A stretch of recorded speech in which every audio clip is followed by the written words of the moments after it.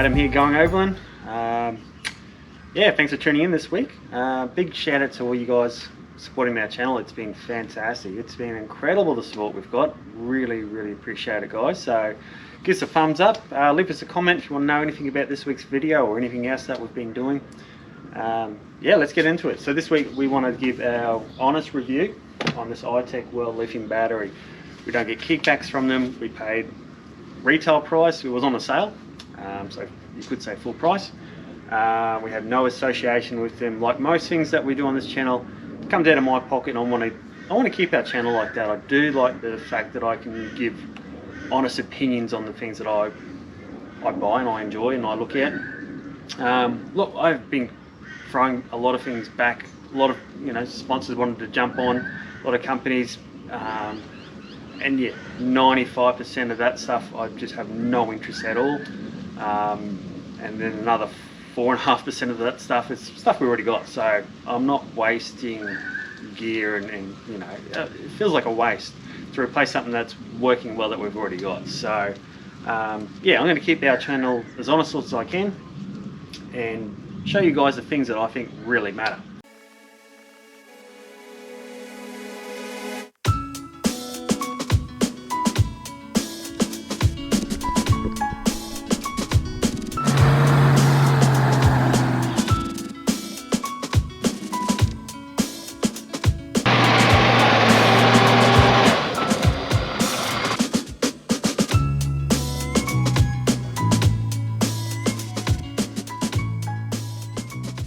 Alright, we've had this battery here for about nearly 2 years now. Like I said, we paid sale price of about $1,000 from memory, maybe slightly above it, and it's been fantastic. It's been a game changer to us.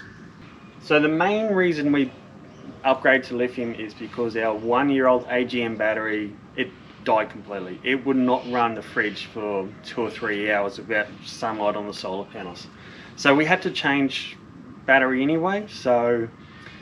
And we also had the idea we were going to do the big lap of Australia. So we knew we needed a really reliable setup, and that's why we started looking around. We had good things about Itech World online.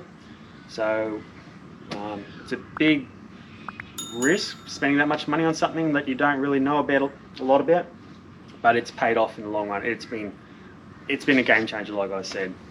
Okay, so our setup is probably a bit unique to a lot of you guys. So we have the Patrol with the dual battery system in there, and the fridge lives in the Patrol. It stays in the Patrol full time.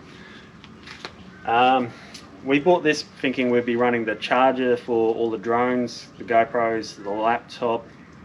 So there's an inverter in the trailer. Also all the camping gear, so lights, shower, pump, kitchen water pump. Yeah, all those things are in the trailer where this lives. And what makes our setup so unique is where this lives in the camper only gets charged off one solar panel. We have no DC to BC charger, or BC to DC, sorry. We did take a 240 volt charger with us on the lap.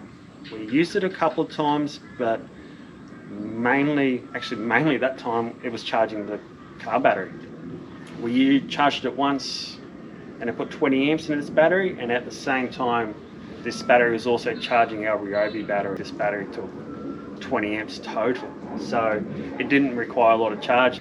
And what happened on our trip was the lead acid under the bonnet, it just could not handle the heat in the north. So every night we actually ran the fridge off this battery in the camper. And during the day, 160 watt panel, solar panel, flat mounted on the roof, charging this through a Victron charger. And that was enough. That's all we needed. By the end of the afternoon, this battery was always on 100%. It was on float charge. If we drove, the fridge was running off the car battery, which was also getting charged off the alternator. So yeah, during the day the fridge would be running off the car, and this battery would be getting a lot of power from the solar panel. So that's where we're a little bit unique. We don't have that BC to DC charger. If we were to run the fridge full time off this battery, I think that's all we would require, a charger from the alternator, and I think that would be more than sufficient for our setup with the one fridge and all the camping gear. Okay, so some of the pros of having the battery is it is light. I think our AGM battery was like 28 kilos.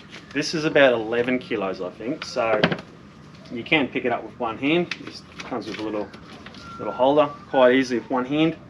So it does save a lot of weight. Another benefit is how fast they can charge up. Like I said, we only run that one solar panel. There's times where we were getting bad charge for like a week. We had cloudy weather, we were camped under trees, the solar panel just couldn't get the power it needed, and the lowest this got was 50%, and then maybe even a little bit lower. So then 2 days of sunlight, this thing would be back up to 100% while still using it, and only with that solar charge. So they charge very fast. They can handle that input too. So if you have a big DC to DC charger, you can put so many amps back into them very fast. A lot of the times on our trip, we notice people idling their cars for an hour or two before they go to bed at night. And that was to get charge into their batteries. We didn't have to do that once, and that's because of this thing here. So one thing we've learned on the big lap is you have to be self-sufficient with power. If you're going to go to these remote places, these beautiful places where not a lot of people get to, and really get to experience them, you cannot be relying on power points, especially how busy it is. It's very hard to book in a caravan park when you don't know you're going to be there. How's our system been going? Fantastic. Last time we got power was at the very bottom of Western Australia.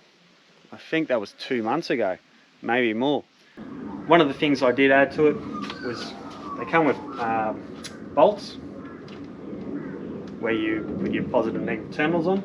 We added a stud and a wing nut on the negative. That way in emergency, if I did have to just disconnect the wires, like most deep cycle batteries, put a wing nut on there, you can quickly undo it and get that negative terminals off. That's one thing I added. Another thing that we noticed though, that we didn't see when we were buying it, in the fine print of the manual, it says not recommended for off-road use. Something along those lines, and high impacts. So I was a little bit concerned on our trip, especially how rough we were doing it. We did places like the Fink Track, Gibb River Road, which is 1,200 kilometres of dirt, Steep Point, where you went down to Wolf Creek, the Bungles. It was torturous. There was things falling off the car and camper everywhere. No problem with the battery at all, nothing at all. So I was a bit worried about that, but yeah, no problems. Another thing is this particular model is not fully sealed. They do have a new one out now that is. So look, I'm not sure how this particular model would go under the bonnet in the car with things like water crossings. But this lived into in the side of the camper trailer in a compartment. So got a bit of dust through it. This hasn't been cleaned or anything, but no issues at all with how it runs. So one negative is the initial high price of the system. So like I said, $1,000 for this. A cheap AGM, $300-400, but they are cheap. You'll be replacing that in 2 years' time. So this thing's already 2 years old, showing no signs of slowing down. Another thing with the setup though is we did have to buy a new 240 volt charger. We got a Victron one, that was about $350. We bought a battery monitor through Itech World, which was about $100, just so we can keep an eye on the voltage and the percentage. And we bought a Victron MPPT solar regulator for the lithium, and that was another $120 from memory. So look, it does add up, but if you are going on big trips, if you camp a lot, it is definitely worth the money.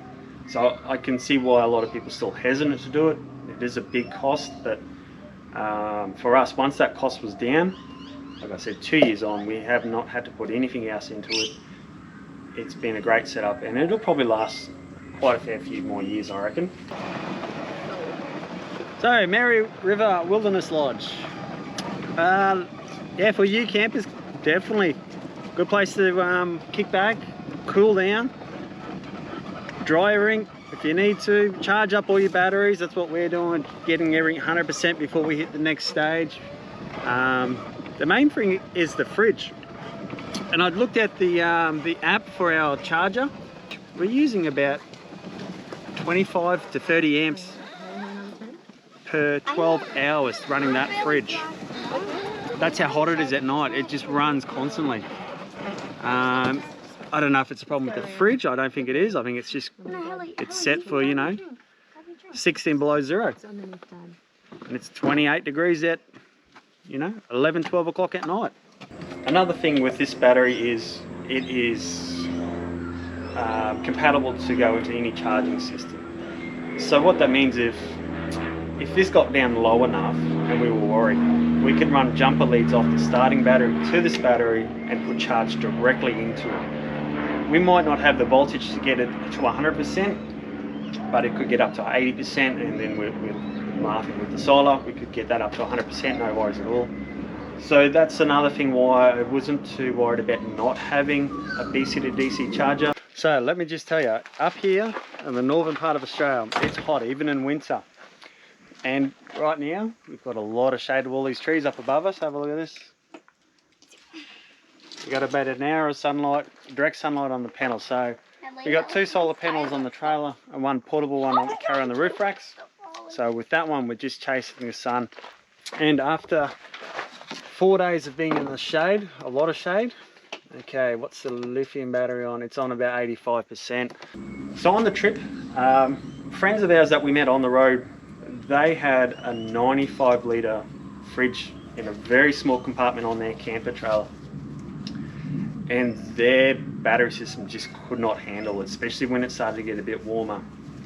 So what they did was, they liked our setup. They ended up buying an Itech World battery, and it was great for a couple of months for them. We met them further up north, and the combination of not getting charged correctly through the alternator, through the system to the battery in the camper, having too much draw and not enough solar, their battery was shutting down. It was just pulling too many amps out of it, especially that fridge not being able to breathe correctly.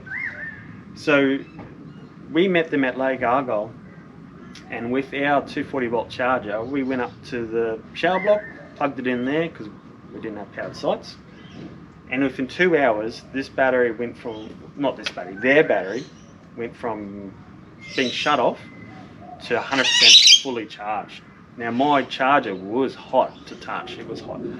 So with our charger and just the MPPT regulator, that's all we needed for a 6-month life of Australia. And just to give you an idea, we only stayed in 6 or 7 holiday parks for the whole time. The rest of the time we were free camping in national parks, relying solely on solar and the alternator. So really happy with this Itech World battery. I would totally recommend them. I've had no issues. It's sort of one of those things you put in the camper and you forget all about it. You don't need to maintain them. There's no water you got to add to them. And even when we're home and it's sitting for a couple of months, they do recommend don't have it at 100%, have it at about 80%, I think. But it doesn't keep drawing down the power. It just holds 80% for months on end, which is fantastic. You just forget all about it. All right, guys, hope we've given you some good ideas and good understanding of our system and how much we like the lithium and how much of a game changer it was. It was incredible. If we had an AGM battery on that trip, we would have been struggling. Like I said, 6 months, off-grid most of it, really hot conditions, the fridge was working overtime. Yeah, we couldn't have done it without this battery. And ultimately, it's not a big investment really, considering the cost of other things like a fridge. The fridge itself was over $1,000. So, you know, I know $1,000 is a lot of money, but mate, it's paid for itself. I'm really happy with it. I would buy it again. I would buy one if we could. I have to do a bit more research if I could put one under the bonnet. Totally recommend them. It's fantastic. Like I said, we paid for it all our own money, not associated with them at all. So yeah, really happy with them. I do know there's other brands out there, probably just as good, similar price. I just can't give you my opinion on those brands. but if they're anything like this one, they're probably no issue at all with them. Alright guys, thanks for watching. I hope you give us a thumbs up, and we'll see you around for some more of our tip videos. Thanks guys.